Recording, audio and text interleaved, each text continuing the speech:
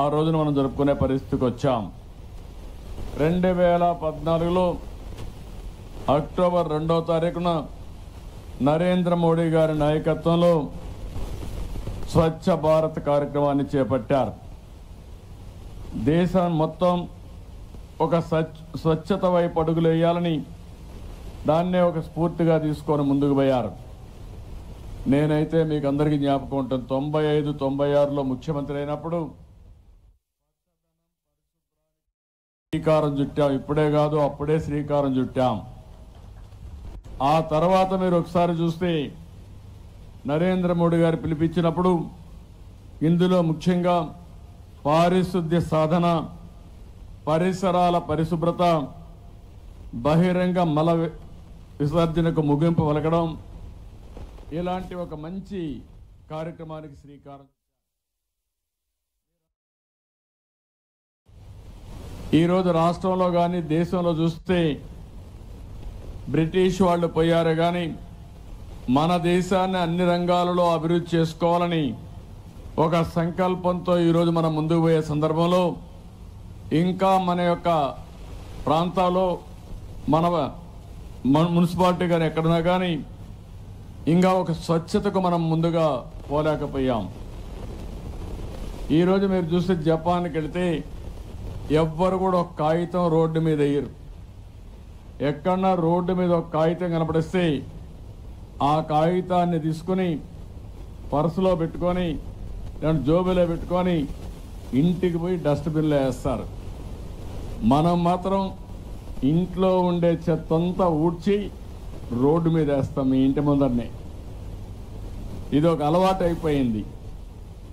ఇంకో పక్కన మీరు చూస్తే నాకు ఇవన్నీ కూడా చాలాసార్లు చూశాను. ఒక రాజకీయ నాయకుడిగా నేను పాదయాత్రలు చేశాను.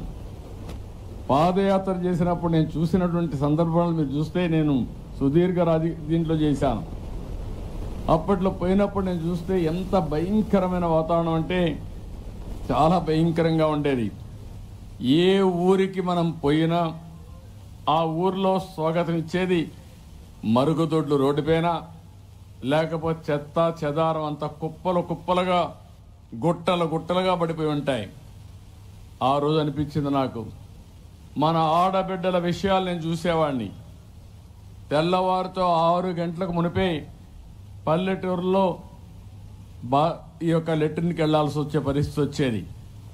అంటే 6 గంటల తర్వాత మళ్ళీ అందరూ వస్తారు, కనపడుస్తూ ఉంటారు, ఎక్కడ కూడా ప్రవేశం ఉండదనే ఉద్దేశంతో ముందే వచ్చి ఇది చేసేవాడు. సాయంత్రం వరకు మళ్ళీ తిరిగి మరుగుదొడ్డికి పోవాలంటే వీలుగానే పరిస్థితి ఉండేది. ఇలాంటి సందర్భాలు చాలా చూశాను.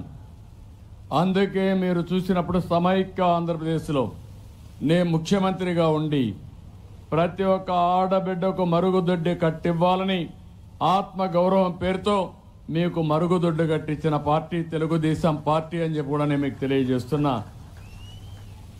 అయితే ఇప్పుడు కూడా కొంతమందికి అలవాటు మానేస్తున్నారు. మరుగుదొడ్డి కట్టిస్తే దాన్ని స్టోరుగా వాడి లేకపోతే మళ్ళీ మామూలుగా వచ్చేస్తున్నారు. నీళ్లు లేవను ఏదో ఒక నెపం పెట్టి మళ్ళా ఇలాంటి సమస్యలు వస్తున్నాయి. ఇంకో పక్క నేను చూశాను, ఆ రోజుట్లోనే ఆడబిడ్డ వంట చేయాలంటే చాలా కష్టం ఉండేది. ఎక్కడో కర్ర తుమ్మంతా తీసుకొచ్చేవాళ్ళు. దాన్ని ఒకసారి వర్షం వస్తే బాగా తడిచిపోయేది. కట్టెల పొయ్యిలో పెట్టి అది రగిలిస్తే వంట చేయడం ఒక నరక యాతన ఉండేది. ఆ రోజే మా తల్లిని కూడా నేను చూశాను. అందుకే నేను చూసిన తర్వాత దీపం కార్యక్రమం పెట్టి ప్రతి ఒక్క ఆడబిడ్డకు వంట చేయడం ఇబ్బంది లేకుండా ఉచితంగా గ్యాస్ సిలిండర్లు ఇప్పించిన పార్టీ తెలుగుదేశం పార్టీ అని చెప్పి కూడా నేను మీకు తెలియజేస్తున్నా. ఇప్పుడు దీపం 2 కింద ఎన్డీఏ గవర్నమెంట్లో ఉచితంగా 3 సిలిండర్లు ఇస్తున్నాం. రేట్లు పెరిగాయని కొంతమంది ఆడబిడ్డలు ఖర్చు కూడా పెట్టుకోలేకపోతే వంట తిరుగు పెడితే ఇది కరెక్ట్ కాదని చేశాం. అంటే మీరు గుర్తుపెట్టుకోవాల్సింది, ఆధునిక పరిపాలనలో నాగరిక పాలనలో అనేక మార్పులు చేర్పులు వచ్చినా కొంతమంది ఆర్థిక ఇబ్బందుల వల్ల, కొంతమంది అలవాట్లు లేకుండా ఇంకా పాత అలవాట్లకే పరిమితం అయ్యే పరిస్థితికి వచ్చాం. అయితే ఈ విషయంలో కూడా నాకు ఒక సంతోషం. 2015 ఫిబ్రవరి 8న నరేంద్ర మోడీ గారు, ఆ రోజు నేను చీఫ్ మినిస్టర్గా ఉంటే, ముఖ్యమంత్రుల సమావేశం పెట్టారు. సమావేశం పెట్టి భారతదేశాన్ని ఒక స్వచ్ఛ భారతదేశంగా తయారు చేయాలి, దీనికి అవసరమైతే ఒక 10 మంది ముఖ్యమంత్రులతో, కేంద్రంలో ఉండే అధికారులతో అందరితో కలిపి ఒక కమిటీ వేశారు. ఆ కమిటీకి కన్వీనర్గా నన్ను పెట్టి ఏం చేస్తే బాగుంటుందో ఒక రిపోర్ట్ ఇమ్మని ఆ రోజు అడిగారు. నేను ప్రపంచమంతా కూడా తిరిగాను, కొన్ని దేశాలు తిరిగాను, ఎక్కడెక్కడ కొత్త కొత్త విషయాలు ఉన్నాయో నేర్చుకుని సమగ్రమైన రిపోర్ట్ ఇచ్చాను. ఆ రిపోర్టే ఈరోజు దేశం మొత్తం స్వచ్ఛ భారత్, స్వచ్ఛ ఆంధ్రప్రదేశ్ కార్పొరేషన్లో పెట్టి డబ్బులు ఇచ్చే పరిస్థితికి వచ్చారు. ఆ రోజు కూడా వనరులు ఏ విధంగా సమీకరించాలి, ఏ విధంగా ప్రజల్లో స్ఫూర్తిని నింపాలి, ఏ విధంగా ప్రజల్లో ఎవరైతే బాగా పనిచేశారో వాళ్ళని గుర్తించే విధంగా కార్యక్రమాలు చేపట్టే అవార్డ్స్ కూడా ఇమ్మన్నాం. అందుకే ఈరోజు మనం చూస్తే అనకాపల్లి నుంచి ఒక మిత్రుడు గవర్నమెంట్ ఆఫ్ ఇండియా అవార్డు ఇచ్చిందంటే ఆ రోజు ఇచ్చిన రికమెండేషన్లే దానికి కారణం అని చెప్పి కూడా నేను మీకు తెలియజేస్తున్నా.